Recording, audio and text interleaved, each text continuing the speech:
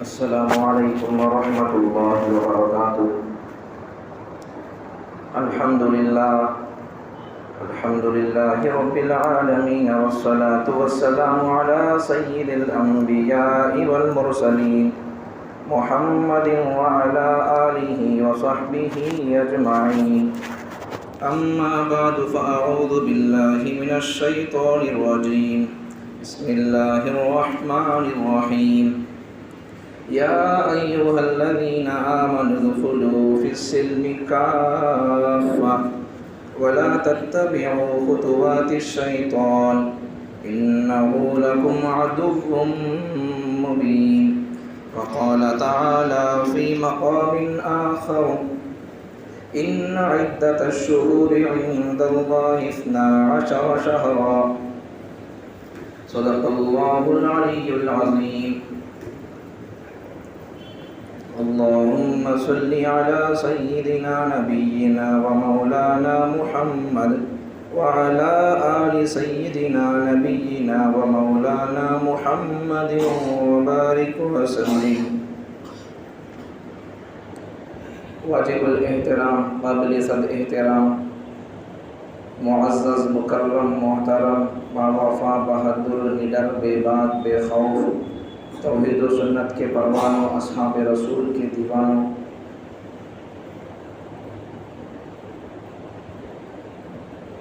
اللہ رب العزت کا بے انتہا فضل کرم اور اس کی نوازشات ہو رہی ہیں، انعامات ہو رہی ہیں، انشاءاللہ ہوتی رہیں گی۔ جب اللہ کی طرف سے انعام ہوتا ہے، کسی پر محبت کی نظر پڑتی ہے تو اللہ تعالیٰ اسے عبادت کا موقع دیتے ہیں، اللہ کو یاد کرنے کا اللہ موقع دیتے ہیں۔ جب اللہ کسی کو نہیں چاہتے تو اللہ تعالیٰ اس کی زبان پر اللہ کا نام آئے، یہ اللہ کو پسند نہیں ہوتا۔ مطلب یہ ہے کہ اللہ تعالیٰ ہم تمام کو پسند کر رہا ہے، اس لیے تو اپنے گھر میں آنے کا موقع دیا ہے۔ بہرحال عزیزان گرامی، اب جو مہینہ چل رہا ہے وہ محرم الحرام کا مہینہ ہے۔ محرم الحرام یہ اسلامی اعتبار سے، عربی مہینوں کے اعتبار سے سب سے پہلا مہینہ ہے۔ انگریزی مہینے بھی 12 ہیں، عربی اور اسلامی مہینے بھی 12 ہیں۔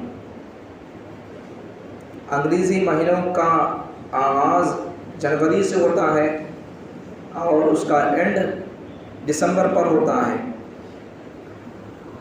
قمری اسلامی مہینوں کا آغاز اور ابتدا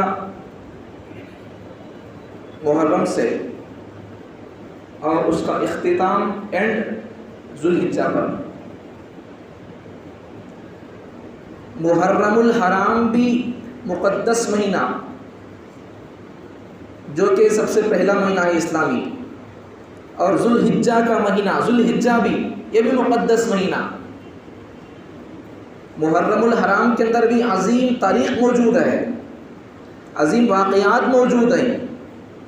پہلا مہینہ ہے محرم الحرام اسلام کا، اس کے اندر بھی عظیم واقعات ہیں۔ اور جو مہینہ اسلامی آخری مہینہ ہے ذوالحجہ، وہ بھی عظیم تاریخ سے بھرا ہوا ہے۔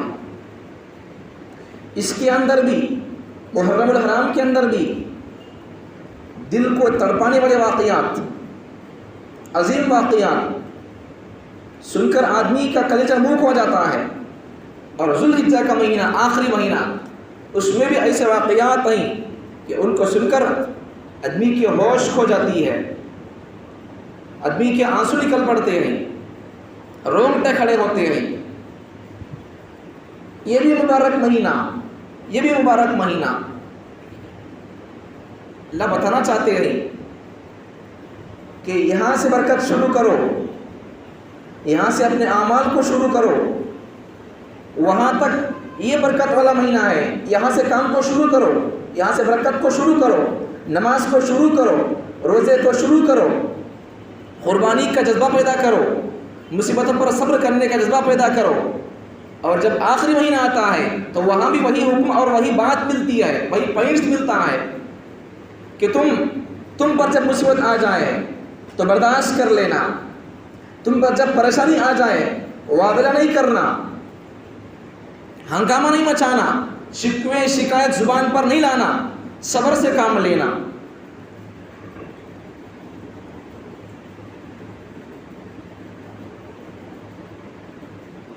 محرم الحرام کا مہینہ بڑا مقدس مہینہ ہے، لیکن آج ہم اسے شرک کا مہینہ بنا لیے۔ آج ہم محرم الحرام کے مہینے کو بدعات کا مہینہ بنا لیے، غم کا مہینہ بنا لیے، رسم کا مہینہ بنا لیے، شادیاں نہ کرنے کا مہینہ بنا لیے، اور اس مہینے کے اندر بہت سارے خرافات وجود میں آتے ہیں۔ اسلامی 12 مہینوں میں سے جتنا شرک محرم کے اندر ہوتا ہے اتنا شرک کسی اور مہینے میں نہیں ہوتا۔ جتنی بدعات، رسومات، خرافات اس محرم کے مہینے کے اندر وجود میں آتی ہیں اتنی خرافات اور بدعات، رسم و رواج اور ایسی ویسی باتیں اور احادیث کے نام دے کر عمل میں آتی ہیں جن کا کوئی ثبوت کسی حدیث سے ثابت نہیں ہوتا، نہیں ملتا۔ ایسے کام کرتے ہیں مسلمان محرم الحرام کے مہینے کے اندر جن کا ثبوت نہ قرآن میں ملتا ہے، نہ حدیث میں ملتا ہے، نہ پیغمبر کی زندگی کے اندر ملتا ہے، نہ صحابہ کی زندگی کے اندر ملتا ہے، نہ اولیاء کی زندگی کے اندر ملتا ہے، نہ قرآن سے تعلق، نہ حدیث سے تعلق، نہ حضور کی سیرت سے تعلق، نہ صحابہ کی زندگی اور اقوال سے تعلق، نہ اولیاء کی زندگی سے تعلق، کچھ بھی نہیں۔ جو من میں آیا کرو دین کا نام دے دو، جو من میں آیا کرو ثواب کا اس کے اوپر لیبل لگا دو، جو من میں آیا کر دو اور اس کو اجر اور ثواب سے اسے موصول کر دو۔ کیا اسی کا نام دین ہے؟ من میں آئے تو کر لے، اسی کو دین کہا جائے گا۔ من میں آئے تو کر لے تو پھر من میں آئے تو کرنے کا نام دین ہے، تو پھر یہ کتاب کس کام کی؟ لاکھوں حدیث حضور کی کس کام کی؟ جس پر 3 سال میں حضور پر جو قرآن نازل ہوا، اور حضور صلی اللہ علیہ وسلم کے پاس حضرت جبرائیل علیہ السلام کم و بیش بس پر 3000 یا بس پر 4000 مرتبہ آئے۔ حضرت جبرائیل علیہ السلام اللہ کا پیغام لے کر آتے تھے، اللہ کا کلام لے کر آتے تھے، احکامات لے کر آتے تھے، نماز کی فرضیت لے کر آتے تھے، نماز کی احکام لے کر آتے تھے، روزے کی فرضیت اور احکام لے کر آتے تھے، حج کی احکام لے کر آتے تھے، اوامر لاتے تھے، نواہی لاتے تھے، شراب کی حرمت لاتے تھے، زنا کی حرمت لاتے تھے، حج کی فرضیت لاتے تھے، روزے کی فرضیت لاتے تھے، صحابہ کی شان لاتے تھے، پیغمبر کی زندگی لاتے تھے، پردے کے احکام لاتے تھے، شرم حیا کے پیغام لاتے تھے، معاشرے کو لاتے تھے، تجارت کو لاتے تھے، بزنس کو لاتے تھے۔ کیا حضور پر جو قرآن 23 سال میں نازل ہوا، ان 23 سالوں میں نازل ہونے والے قرآن کے اندر کیا اس کا ثبوت ملتا ہے کہ ہم جو من میں آئے وہ کریں، اسی کو دین کا لیبل لگا بیٹھے؟ حضور کی لاکھوں احادیث میں کیا اس بات کا ثبوت ہم کو ملتا ہے کہ ہم محرم الحرام کے اندر اور دیگر مہینوں کے اندر جو من میں آئے کرے، جس کی چاہے نقلی کر لے اور اس کو ثواب سمجھ بیٹھے؟ کیا ایسا ثبوت قرآن کے اندر ملتا ہے؟ اٹھا کر دیتے قرآن کو، قرآن اٹھاتے نہیں، قرآن پڑھتے نہیں، قرآن سنتے نہیں، قرآن سمجھتے نہیں، اور قرآن سننے کی نہ خواہش ہے، نہ قرآن سمجھنے کا شوق ہے، نہ قرآن والوں سے تعلق رکھنے کا ہم کو کچھ فکر اور خیال ہے، کچھ نہیں۔ بس زندگی جو من میں آیا کرتے رہو، جو من میں آیا کرتے رہو۔ گزشتہ جمعہ آپ کے سامنے ایک واقعہ بیان کیا تھا مختصر طور پر، آپ کو یاد ہوگا۔ جو حضرات جمعے سے پہلے آئے تھے 1 بجے ان کو یاد ہوگا، جو 1:30 بجے آتے ہیں ان کو واقعہ یاد نہیں ہوگا۔ البتہ میں واقعہ تو آخر میں بولا ہوں، لیکن جو شروع سے ہوتا ہے ان کا پورا مضمون ذہن میں رہتا ہے۔ واقعہ کیا تھا؟ ایک بزرگ راستے سے جا رہے تھے پان کھاتے ہوئے، اس دن اتفاق سے غیروں کی ہولی تھی. بزرگ نے اپنے منہ سے پان تھوک کر کتے کو کہا کہ چل تو آج ہولی کر لے. ہوا کیا؟ جب ان کی موت آئی تو ایمان ان کی زندگی کا نہیں تھا. ان کی جسم سے جب روح قبض ہوئی تو زبان سے کلمہ نہیں نکلا، اسلام سے ہٹ کر موت آئی، کفر پر موت آئی. یہ عتاب تھا.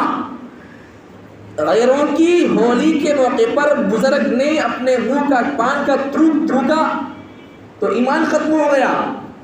آج ہم کتنے ایسے کام کرتے ہیں، وہ تھوکے تو ایمان چلا جائے، اور آج ہم اللہ کے ساتھ کسی کو شریک ٹھہرائیں تو ہم مسلمان. کافر اللہ کے ساتھ کسی کو جوڑ دے، پتھر کی پوجا کرے، درخت کی پوجا کرے، سورج کی پوجا کرے، چاند کی پوجا کرے، مورتی کی پوجا کرے، وہ کافر.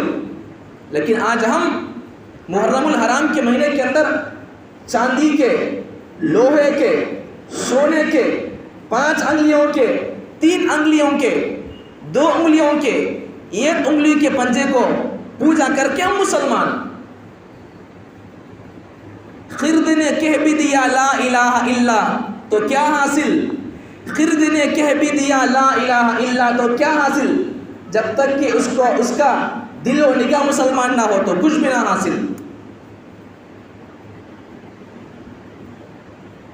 زبان سے لا الہ الا اللہ کی اقرار کرتے ہیں، جب تک ہمارا دل زبان اللہ کی ذات اور صفات سے اس کے اوپر پورا یقین نہیں کرتے، اللہ کی ذات صفات پر پورا یقین نہیں کرتے، صرف زبان سے بولتے رہیں تو اسے ایمان اور مسلمان نہیں کہا جائے گا. صرف ایمان مسلمان زبان سے کہنے کا نام نہیں، دل سے تصدیق اور یقین ہو تبھی مسلمان کہا جا سکتا ہے. کافر پتھر کی پوجا کر دے تو مسلمان اسے اپنی بیٹی دینے تیار نہیں ہوتا. کافر سورج کی پوجا کر دے، سوریہ نمسکار کر دے تو اس کے بیٹے کے ساتھ اپنی بیٹی دینے تیار نہیں ہوتا. اپنی بیٹی کا رشتہ اسے دینے تیار نہیں ہوتا، اس کی بیٹی کا رشتہ اپنے بیٹے سے کرنے تیار نہیں ہوتا. کافر کو مسجد کے اندر جمانے پسند نہیں کرتا، کافر کو مدرسے کے اندر جمانے پسند نہیں کرتا. کافر سورج کی پوجا کر دیا، پتھر کی پوجا کر دیا، درخت کی پوجا کر دیا تو مسلمان اسے نہ اپنے دینی اور اپنی قرآنی اور اپنی مدرسے کی محفلوں کے اندر جمانے پسند نہیں کرتا. لیکن پھر بھی مسلمان اس کافر کی نقالی اور ان جیسے اعمال کرنے پر تیار ہے، ان جیسے اعمال بلا جھجک کرنے لگتا ہے. اب وہ کافر درخت کی، پتھر کی، سورج کی پوجا کر کے کافر، لیکن آج مسلمان چاندی کے، سونے کے، لوہے کے، کڈیوں کی پوجا کر کے مسلمان. اس کیس کے اندر کیا فرق رہ گیا؟ پھر کیا فرق رہ گیا؟ مسلمانوں کی عقل آج کھوکھلی ہو گئی ہے، کتا چاٹی عقل کو ہماری. اس لیے جو کام کافر کرتا ہے بلا سوچے سمجھے، کافر درخت کی پوجا کرے، کتے کی پوجا کرے، بھینس کی پوجا کرے، بیل کی پوجا کرے، کوئی مجھے اعتراض نہیں. کیوں؟ اس لیے کہ اس کے پاس نہ قرآن ہے، نہ اس کے پاس اللہ کے نبی کا فرمان ہے، نہ اس کے پاس صحابہ ہے، نہ اس کے پاس اولیاء ہے، نہ ان کے پاس علماء ہے، نہ ان کے پاس نبی کے وارثین ہیں، نہ ان کے پاس مفسرین ہیں، نہ ان کے پاس محدثین ہیں، نہ ان کے پاس اولیاء ہیں. کچھ نہیں، کون نہیں. اگر وہ پتھروں کی پوجا کر دیں، آسمان کی پوجا کر دیں، چاند کی پوجا کر دیں، سورج کی پوجا کر دیں، پتھروں کی پوجا کر دیں، کتے کی پوجا کر دیں، مجھے ان سے کوئی اعتراض اور شکوہ نہیں ہے. سوال اور شکوہ درد یہ ہے کہ آج کا مسلمان جس کے پاس اللہ کا کلام موجود ہے، شکوہ مجھے ان مسلمانوں سے ہے، شکوہ آج مجھے ان مسلمانوں سے ہے جو اپنے پاس محمد عربی، رسول عربی، امام الانبیاء، محبوب خدا کو رکھتے ہوئے بھی ان کافروں جیسے اعمال کرتے ہیں. ان مسلمانوں کے پاس کیا قرآن نہیں ہے؟ کیا ان مسلمانوں کے پاس امام الانبیاء محمد عربی نہیں ہے؟ کیا حضور کی زندگی آپ کے پاس نہیں ہے؟ کہ آپ کے پاس صحابہ کا عمل نہیں ہے؟ کہ آپ کے پاس حضور کی حدیث نہیں ہے؟ یہ ایک عمل بتائیں آپ تمام مسلمانوں سے میں کہنا چاہتا ہوں کہ آپ یہ ایک عمل بتائیں جو محرم مناتے ہیں، جو محرم کے اندر پنجے لے کر ناچتے ہیں. میں ان سے سوال کرتا ہوں کہ اگر آپ بتائیں قرآن کی ایک آیت سے بتائیں کہ جس آیت سے محرم کے پنجے ثابت ہوتے ہوں، یا حضور کی ایک حدیث سے بتائیں جس ایک حدیث سے حضور کا پنجے لے کر پھرنا ثابت ہوتا ہو، یا حضور کے صحابہ پنجے لے کر محلوں کے اندر پھرتے ہو، بازاروں کے اندر پھرتے ہو، شربت پلاتے ہو، عملوں کے اندر کودتے ہو. کیا کسی ایک ولی کا زندگی کا واقعہ بتائیں یا کسی بزرگ کا زندگی کا ایک قول بتائیں کہ انہوں نے اپنی زندگی کے اندر محرم کیا ہو، اپنی زندگی کے اندر پنجے لے کر بازاروں میں پھرا ہو. کسی ولی کا یا کسی صحابی کا ایک واقعہ بتائیں کہ جنہوں نے محرم کے اندر علامے میں کودا ہو. ثبوت پیش کریں. اب آپ ثبوت پیش کر دیں گے قرآن حدیث سے.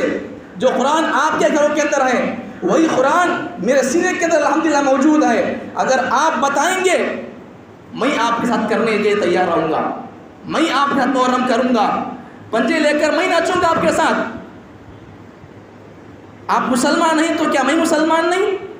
آپ پر جو احکامات ہیں وہی احکامات مجھ پر بھی نہیں. اگر محرم کرنا میرے لیے حرام ہے تو آپ کے لیے بھی حرام ہے. اگر شراب میرے لیے حرام ہے تو آپ کے لیے بھی حرام ہے. صرف مسلمان میں نہیں، آپ بھی مسلمان ہیں. کھیل کے حال کے اندر اگر میں جاؤں تو آپ کہتے ہیں کہ مولانا آپ کھیل کے حال کے اندر کیسے جائیں گے؟ آپ کیا سمجھتے ہیں کہ عالم صاحب حافظ صاحب کھیل کو نہیں جانا؟ اچھا میں مسلمان ہوں، کھیل کو نہیں جانا، کیا آپ مسلمان نہیں ہیں؟ یہ کیسا انصاف ہے کہ ہمارے لیے ایک حکم اور تمہارے لیے ایک حکم کیسا ہو سکتا ہے؟ جو شراب مجھ پر حرام ہے وہ شراب تم پر حرام ہے. جو کھیل کو دیکھنا اور جانا میرے لیے حرام ہے وہی تمہارے لیے حرام ہے. محرم کے جو خرافات بدعات کو آپ انجام دیتے ہیں وہ آپ کے لیے جائز نہیں تو وہ میرے لیے بھی جائز نہیں. اور اگر آپ کرتے ہیں، آپ کے پاس دلائل موجود ہو، ثبوت ہو، قرآن کی کسی آیت سے آپ نکال کر بھائی قرآن کے اندر یہ حکم ہے محرم کرنے کا، پنجے اٹھانے کا، اگر آپ قرآن کی آیت سے ثابت کر کے کرتے ہیں تو مجھے بتائیں، میں کروں گا.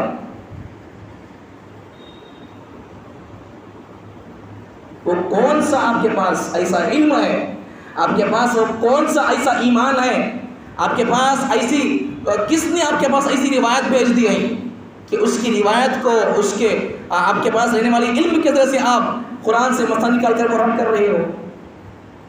جو قرآن آپ کے پاس ہے وہی قرآن میرے سینے میں ہے. میرے سینے میں جو قرآن ہے اس کے اندر تو مجھے ایسا حکم نہیں ملتا کہ میں محرم کے مہینے کے اندر ناچوں، علامے میں کودوں. کیا آپ کے پاس جو قرآن ہے اس کے اندر ایسی بات موجود ہے تو بتائیے مجھے، ہے کیا؟ بتائیے. میرے سینے کے اندر الحمدللہ قرآن ہے. اس سینے کے اندر قرآن کے اندر محرم کا نہ ثبوت ہے، نہ محرم کے پنجے کا ثبوت ہے، نہ محرم کے علاوے کا ثبوت ہے، نہ محرم کے اندر کیے جانے والے ناریلوں کا ثبوت ہے، نہ پھولوں کا ثبوت ہے، نہ شراب کا ثبوت ہے، نہ شربت کا ثبوت ہے، نہ کھچڑی کا ثبوت ہے، کچھ نہیں. اگر آپ کے پاس رہنے والے آپ کے گھر کے اندر جو قرآن موجود ہے آپ کے محراب اور الماریوں کے اندر، اگر اس کے اندر ایسی باتیں موجود ہیں کہ پنجے لے کر ناچو، علاوے میں کودو، شراب پیو، پھر مجھے بتائیں، میں بھی کروں گا. ہے نہیں ہے؟ اگر آپ کے قرآن کے اندر ہے تو مجھے بتائیے.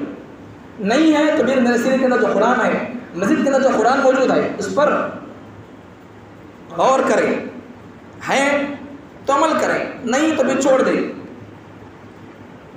گزشتہ جمعے کے واقعے سے میں بتانا کیا چاہتا ہوں، اگر وہ بزرگ کتے پر چل آج تو ہولی کر لے، غیروں کی آج ہولی ہے تو بول کر تھوکے تو ایمان چلا گیا. آج مسلمان کیسے عمل کرتا ہے، پھر مسلمان رہتا ہے، کیسے رہتا ہے مسلمان. محرم کے اندر جو کام کرنا ہے وہ کرو، خامہ خواہ کے خرافات کو بدعات کو انجام نہ دو. اگر محرم کے اندر پنجے اٹھانا اگر صحیح ہوتا، ثواب ملتا تو ہم کتنے بڑے ثواب کے خواہش مند بھائی، ہم کتنے بڑے نیکوکار، کتنے بڑے پرہیزگار، ہمیں صحابہ جیسے پرہیزگار کیا، ہمیں امام ابو حنیفہ جیسے پرہیزگار کیا، ہمیں ابو بکر جیسے پرہیزگار کیا، ہمیں کیسے پرہیزگار؟ نیکی کا شوق تھا تو ان کو شوق تھا نیکی کا، ہمارے بزرگوں کا نیکی کا شوق تھا۔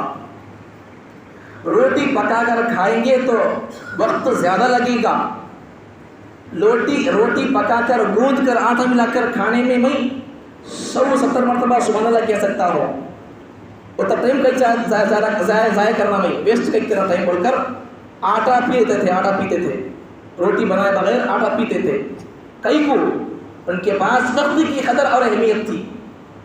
ہمیں اتنے بڑے اللہ والے کیا؟ ویسے ہمارے پاس نیکیوں کا شوق اور خواہش ہے کیا؟ نہیں۔ اب ان جیسے ہمارے پاس نہ شوق ہے، نہ ہمارے پاس نیکیوں کا نہ جذبہ ہے، تو پھر یہ کرنے سے کیا آتا ہے؟ اگر اپنی نیکیوں کا آپ کو شوق ہے تو یہ کرے جو اب میں بول رہا ہوں۔ اب جو کر رہے ہیں ان تمام کو چھوڑ دے، نہیں کرنا ہے محرم۔ اگر کرنا ہوتا تو ہم جیسے علماء جا کر سب سے پہلے آپ کو بلا کر لاتے، کیوں نہیں کرتے بول کر۔ اگر ہم نہیں کر رہے ہیں تو آپ بھی نہ کریں۔ کیسے کام کرتے ہیں محرم کے اندر؟ میرے فون کے اندر ویڈیوز موجود ہیں کچھ محرم کے، آپ دیکھیں گے تو آپ کو کلیجہ پانی ہو جائے گا۔ آپ نے بھی دیکھا ہوگا کہ محرم کے علاوہ میں کودنے کے لیے جا رہے ہیں، جاتے آتے ایک آدمی کو، ایک بچے کو 2 جنے پکڑے، ادھر سے ایک جنا پکڑا، 2 جنے پکڑے، ادھر سے 2 جنے پکڑے، اٹھا کو ڈال رہی پھر کاٹ رہی، اٹھا کو ڈال رہی پھر کاٹ رہی، کیا کی پکارتے ڈالتے نکالتے کیا ہوا، سامنے کو پھر کو کھینچتے ایک دم سب جگہ جا کر پڑ گئے، 4-5 جنے انگر میں۔ اس سے پہلے 1-2 سال پہلے کیا ہوا، ایسا علاوہ میں کودتے کرتے آدمی گر گیا، راکھ ہو گیا، راکھ۔ تلنگیاں بولتی ہیں، ارے علاقے میں اندرا ان کو کیا ہوا، رہے کئی کہ تجاج پھر دن آئی ان کو ایسا بول کر۔ اب ان کے زبان سے سن سکتے ہیں ہمیں وقتے گر گئے کیا بولو، کیا وقتے بھی ہمیں نکمنے ہو گئے کیا بولو، کیا وقتے بھی ہمارے اندر سے دین کی اہمیت ختم ہو گئی۔ میں یہی بولتا ہوں کہ ہمارے پاس قرآن حدیث حضور کی زندگی نہ ہو تو ہم دوسروں کی نقلی کرنا۔ ہمارے پاس قرآن موجود ہے، حضور کی زندگی موجود ہے، حضور کا ایک پل ہمارے پاس موجود ہے، حضور کے داڑھی کے کتنے بال سفید ہوئے، حضور کے کیا بولتے ہیں مانگ کیسی تھی، بال کیسی تھی، کپڑے کیسے تھے، لباس کیسا تھا، کیسا اٹھے کیسا بیٹھے، بیٹیاں کتنی تھی، نمازیں کتنے تھے، پوترے تھے نہیں تھے، بیٹے تھے نہیں تھے، بیٹے بڑے ہوئے نہیں ہوئے یا بچپن میں انتقال ہو گیا، بیویاں کتنی تھی، باندیاں کتنی تھی، تلوار کتنے تھے، زیریں کتنی تھی، آپ کی پگڑیاں کتنی تھی، پگڑیوں کا رنگ کیا تھا، لباس کون سا پسند تھا، غذا کون سی پسند تھی، کھانا کون سا پسند تھا، گھوڑے کتنے تھے، اونٹیاں کتنی تھی، گدھے کتنی تھی، یہ تمام چیزیں ہمارے پاس موجود ہے، حضور کا ایک عمل ہمارے پاس موجود ہے۔ لیکن پھر بھی آج مسلمان حضور کو چھوڑ کر دوسروں کے اعمال کی نقالی کر رہے ہیں تو بہت افسوس ہوتا ہے۔ اگر نقالی کرتے کہ بھئی ہمارے پاس نہ قرآن ہے، نہ حدیث ہے، نہ حضور کی زندگی ہے، نہیں ہے کچھ بھی، تب نقالی کرتے دوسروں کی، تو چلو بھئی ہمارے پاس کیا بھی نہیں ہے، دین پر عمل کرنے کے واسطے دوسروں کی طرف ہم متوجہ ہوتے تو صحیح تھا۔ ہمارے پاس سب کچھ موجود ہے، سب کچھ موجود ہے۔ کسی پیغمبر کی زندگی کا اتنا احتیاط کے ساتھ، اہتمام کے ساتھ نوٹ نہیں کیا گیا، کسی پیغمبر کی زندگی کا ایک جز محفوظ نہیں کیا گیا جتنا کہ حضور کی زندگی کو محفوظ کیا گیا۔ کسی پیغمبر کی پوری زندگی بچپن سے لے کر ان کی وفات تک پوری زندگی کسی کی موجود نہیں ہے، کسی پیغمبر کی، کسی انسان کی موجود نہیں زندگی، اور پیغمبروں کی کسی زندگی موجود نہیں ہے سوائے محمد رسول اللہ صلی اللہ علیہ وسلم کی زندگی کے۔ کیوں؟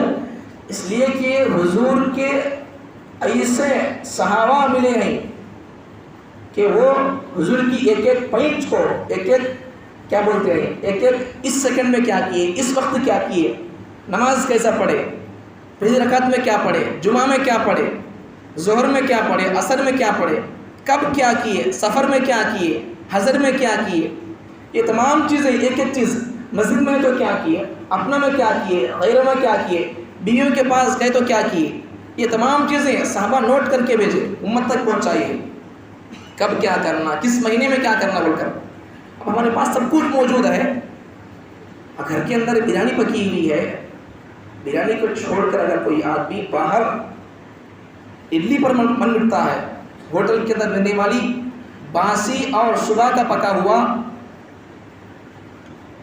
پرانا کھانا، باسی کھانے پر من مٹتا ہے، تو دنیا یہی کہے گی یہ تو بیوقوف ہے، گھر کے اندر بریانی پکی ہوئی ہے گرم گرم چھوڑ کر ہوٹل کے سکے اڈلی اور بڑے پر کیوں مرتا ہے۔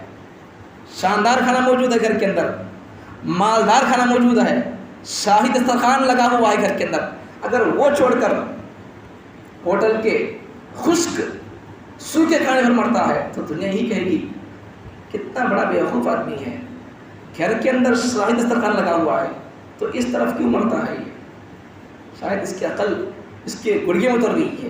دنیا کہے گی ہمارے پاس سب کچھ موجود ہے، کون سا ایسا سوال ہے کہ غیر مسلم، دنیا کے تمام غیر مسلم اگر جمع ہو کر سوال کر دیں مسلمانوں سے، مسلمانوں کے علماء سے سوال کر دیں، قرآن سے سوال کر دیں، کھانا کھانا ہے تو آپ کے پیغمبر نے کھانے کا طریقہ کیسا بتایا ہے، کھانے کا طریقہ کیا ہے، کھانے کے شروع میں کیا پڑھا جائے، کھانے کے بیچ کیا پڑھا جائے، کھانے کے آخر میں کیا پڑھا جائے، کھانا کس طرح کھایا جائے، بیٹھ کر کس طرح کھایا جائے، شروع میں کیا کریں، آخر میں کیا کریں، اور اسی طریقے سے زمانہ سوال کرے کہ آپ کو چھینک آئے تو کیا کریں، چھینکنے والا کیا کہے، چھینکنے والا الحمدللہ کہے تو پھر اس الحمدللہ کو سننے کے بعد سامنے والا کیا کہے، پھر سامنے والا کچھ کہے تو اس کے بعد پھر چھینکنے والا کیا کہے۔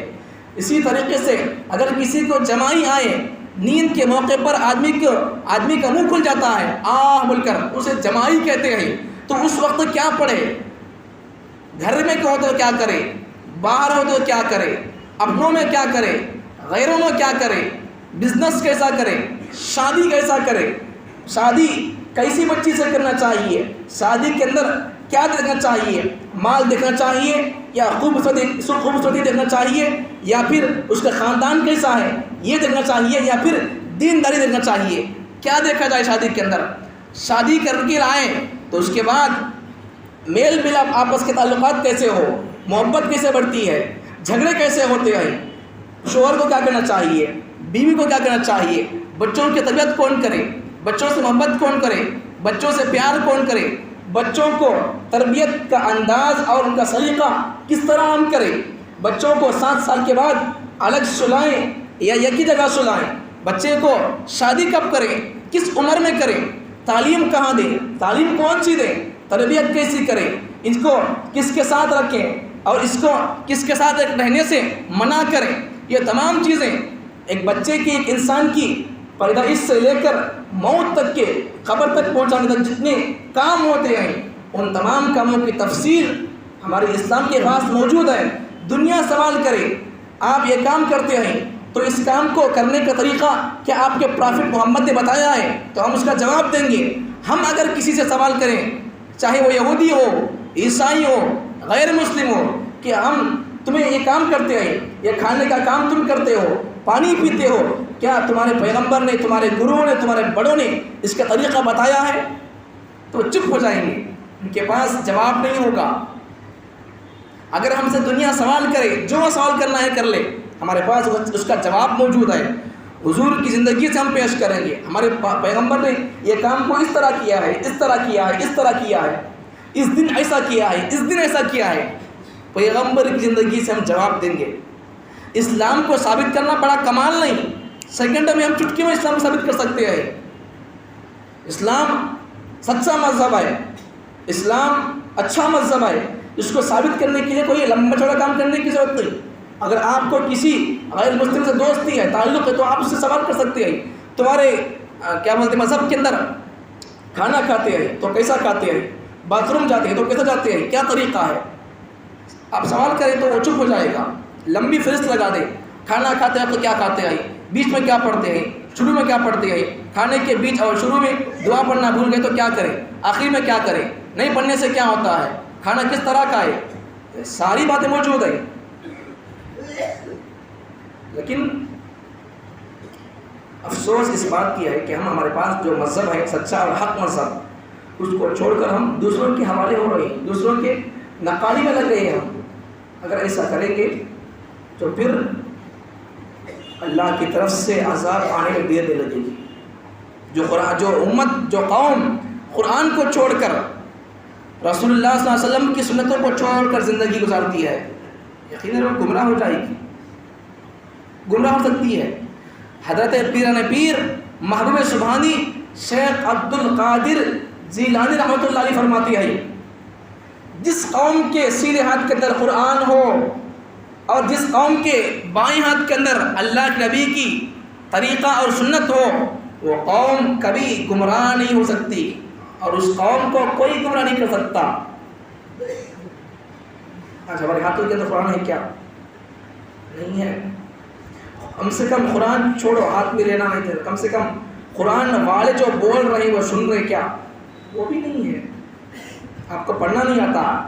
اگر میں پڑھ کر اس کو بول رہا ہوں یہ مہینے کے اندر یہ کرو، یہ مہینے کے اندر ایسا کرنا ہے، پیغمبر نے ایسا کیا، اللہ ایسا کرنے کا حکم دے رہا ہے، تو آپ کرنے کے تیار ہیں کیا؟ نہیں.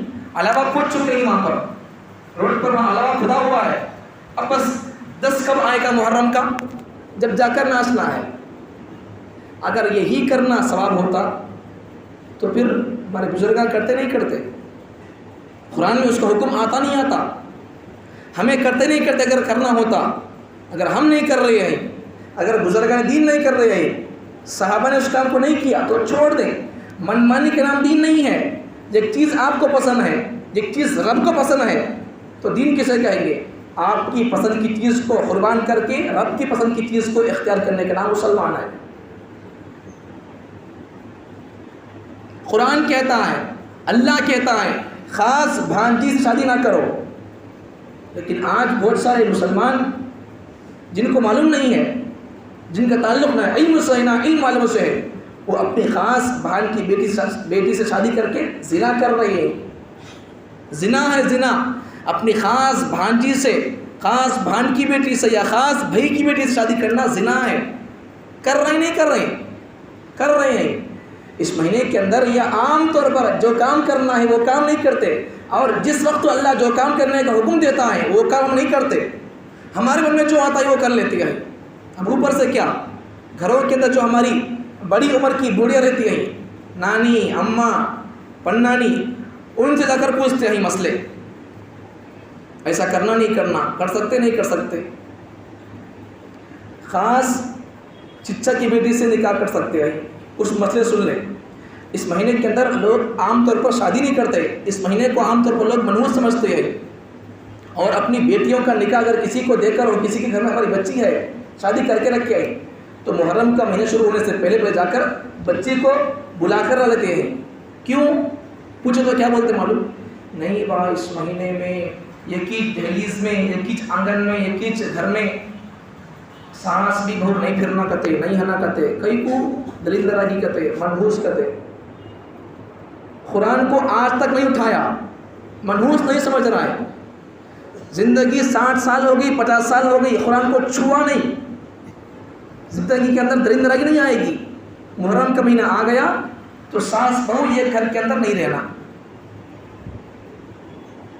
دن میں 24 گھنٹے ہمارے سر سے گزر رہے ہیں، ایک مرتبہ اللہ نہیں بول رہے ہیں، درندراگی کیا نہیں آتی. لیکن محرم کے اندر دونوں ایک جگہ رہے تو درندراگی رہتی.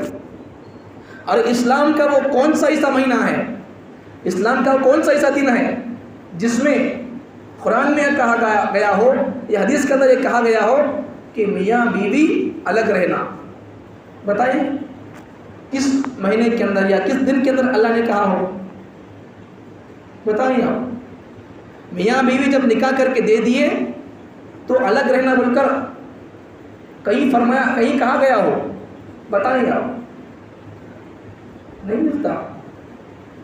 ارے جو میاں بیوی حج کو جائیں، مکے کو جائیں، مدینے کو جائیں عمرے کے لیے، تو وہاں ان مقدس شہروں کے اندر، مقدس جگہوں کے اندر، کعبۃ اللہ کے اندر، مدینے کے اندر میاں بیوی ہاتھ ایک دوسرے کو پکڑ کر چل سکتے ہیں، طواف کر سکتے ہیں، زیارت کر سکتے ہیں، کیا ہمارا گھر اس سے بھی پاکیزہ ہو گیا کیا؟ اللہ کے گھر کعبۃ اللہ سے بھی پاکیزہ ہمارا گھر ہے کیا؟ تو وہاں میاں بیوی ایک دوسرے کو ہاتھ پکڑ کے طواف کر رہی ہے، یہاں ہمارے گھر میں میاں بیوی نہیں رہنا کرتے، سانس ہو ایک جگہ نہیں رہنا کرتے، کیا کرنا بھیا؟ شادی کر کو لائے یا کیا کر کو لائے؟ یہ سب یہودیوں کا پلان کو ہم پاس کر رہے ہیں۔ یہودیوں کی سوچ ہے اگر اس محرم کے اندر میاں بیوی ملیں گے تو پھر کہیں سے پھر سے شیر جیسا شجاعت مند اور بہادر اور دلیر پیدا ہوگا، اس لیے اس ملاپ اور ملاقات کو ختم کر دو۔ تو یہودیوں نے پلان چلائی اور ان کے پلان کو ہم پاس کر رہے ہیں۔ مقدس دنوں میں ملنے سے نیک ہستیاں اور نیک شخصیات پیدا ہوتی ہیں، لیکن یہ نہیں کرتے، مقدس دنوں کے اندر نہیں ملتے، ایسے کام نہیں کرتے، مقدس دنوں کے اندر الگ کر کے رکھ دیتے ہیں۔ ان مقدس دنوں کے اندر ملیں گے تو حسین جیسے بچے پیدا ہوں گے، ایسا نہیں پیدا ہونا، بول کر یہودیوں نے پلان رچی اور ان کے پلان پر ہم عمل کر رہے ہیں۔ کرنے کے کام کریے، کرنے کے کام کیجیے، محرم کے اندر جو کام کرنے کے وہ کام کریں۔ بتاتا ہوں آپ کو حدیث کی روشنی میں، محرم کے 10 تاریخ کے اندر، یہ 10 تاریخ 10ویں محرم اور محرم کا مہینہ قرآن و حدیث کی روشنی میں 4 مہینے بڑی مقدس ہے۔ ان عدۃ الشہور عند اللہ 12 شہرا، اللہ کے پاس بھی زمین و آسمان کے بننے سے پہلے سے بھی مہینوں کی گنتی 12 ہے، 12 مہینے 600، اور ان میں سے 4 مہینے اللہ کے پاس مقدس ہے، ان میں سے 3 مہینے لائن سے آتے ہیں اور 1 مہینہ بعد میں آتا ہے۔ تو ان 4 مقدس مہینوں میں سے 1 مہینہ محرم کا مہینہ ہے۔ اس میں کیا کرنا ہے؟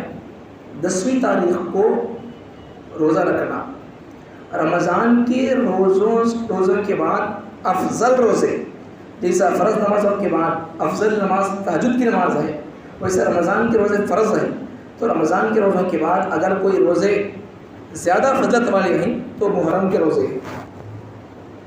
اور یہ محرم کا روزہ 10ویں کا روزہ خاص کر حضور کے آنے سے پہلے یہودی رکھا کرتے تھے۔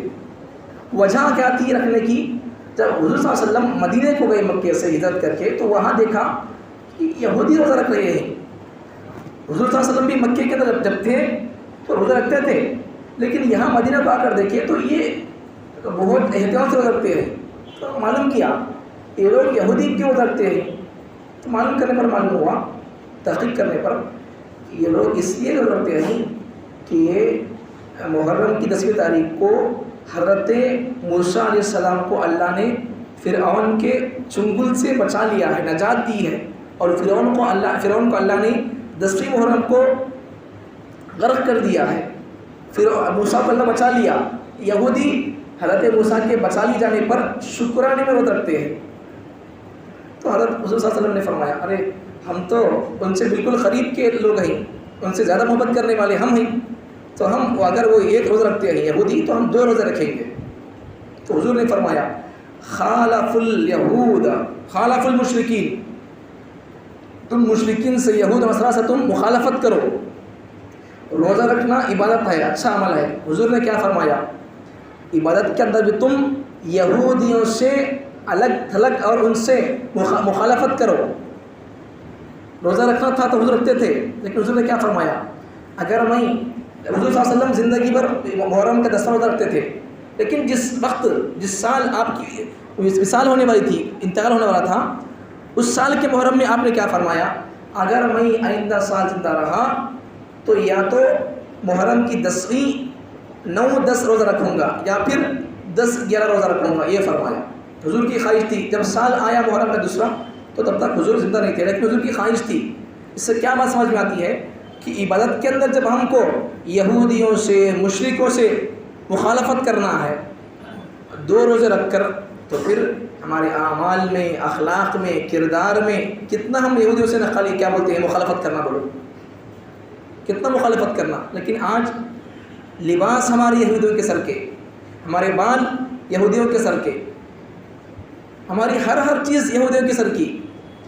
مسلمانوں کے سر کی ایک چیز بھی نہیں ہمارے پاس.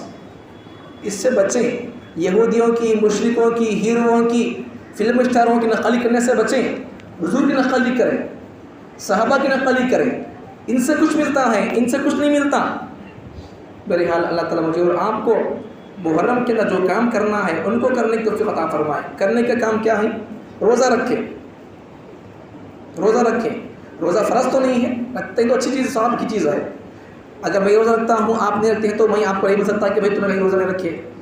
فرض تو نہیں ہے لیکن ثواب بہت زیادہ ملتا ہے. 1 سال کے پچھلے گناہ معاف ہو جائیں گے اس سے.